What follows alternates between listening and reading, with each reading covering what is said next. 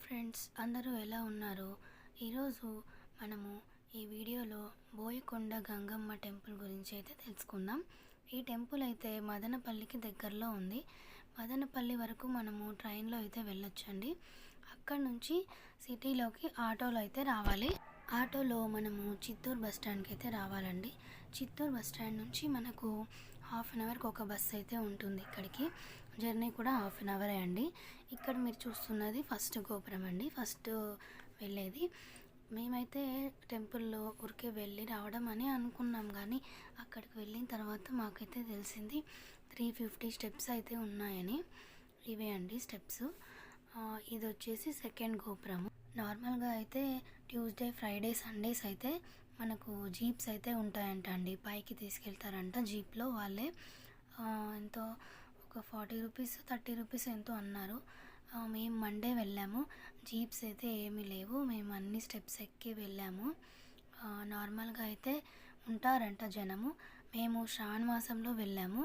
శ్రావణ మాసం కాబట్టి తక్కువ ఉన్నారు, ఎవరు లేరు అని అన్నారు. ఇప్పుడు మీరు చూస్తుంది అయితే సెకండ్ గోపురం అండి. ఇక్కడ సెకండ్ గోపురం తర్వాత మనకు రణబేరి గంగమ్మ టెంపుల్ అయితే వస్తుందండి. ఆ టెంపుల్ తర్వాత మళ్ళీ మనం పైకి ఇట్లా నడుచుకుంటూ వెళ్ళాలా. ఇదైతే రణబేరి గంగమ్మ టెంపుల్ అండి. మనం లోపల కూడా ఫొటోస్ తీసుకోవచ్చు. కాకపోతే పైన బోయకొండ గంగమ్మ టెంపుల్ అయితే మనకు ఫోన్స్ అలౌ చేయలేదు, మొబైల్స్ బయట పెట్టమన్నారు. ఇక్కడ సెకండ్ గోపురం తర్వాత ఈ రణబేరి గంగమ్మ దర్శనం చేసుకున్న తర్వాత ఇక్కడ నుంచి అయితే కొంచెం రోడ్ ఉందండి. ఇక్కడ నుంచి అయితే మళ్ళీ మనం కొంచెం ఈ రోడ్ అంతా నడచాలండి. కాకపోతే రోడ్డు చాలా హైట్గా ఉంది. వెహికల్స్ ఉన్న వాళ్ళైతే వెహికల్లో వెళ్ళొచ్చు.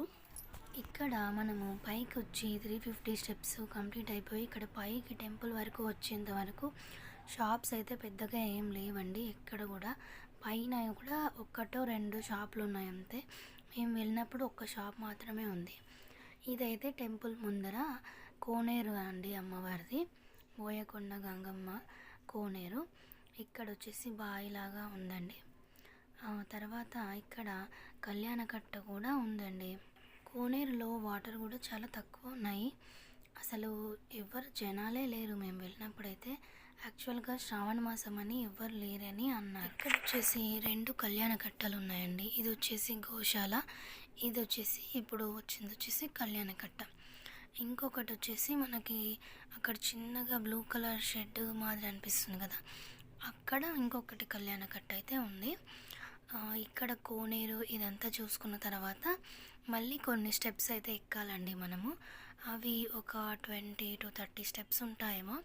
ఇంకా కొంచెం ఒక 50 లోపలే ఉంటాయి ఈ స్టెప్స్. ఈ స్టెప్స్ అన్నీ ఎక్కిన తర్వాత మళ్ళీ మనకు బోయకొండ గంగమ్మ అమ్మవారి గుడి అయితే వస్తుందండి. ఇదే అండి బోయకొండ గంగమ్మ టెంపుల్ అయితే.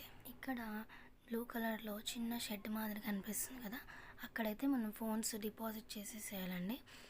తర్వాత ఇవన్నీ స్టెప్స్, ఇంకా కొంచెం స్టెప్స్ ఎక్కిన తర్వాత అయితే ఇంకా టెంపుల్లోకి అయితే మనం వెళ్ళిపోవచ్చు. బయటకు వచ్చిన తర్వాత రైట్ సైడ్లో మనకి ప్రసాదం అవన్నీ ఉంటాయి.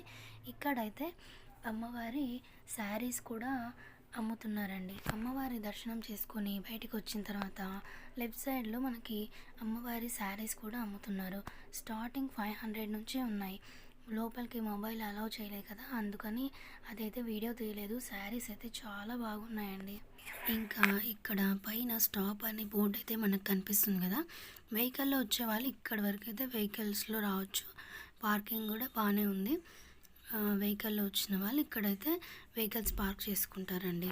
ఇంకా కింద ఫస్ట్ గోపురం దగ్గర మీకు గుర్తుందా, ఇది ఫస్ట్ గోపురము.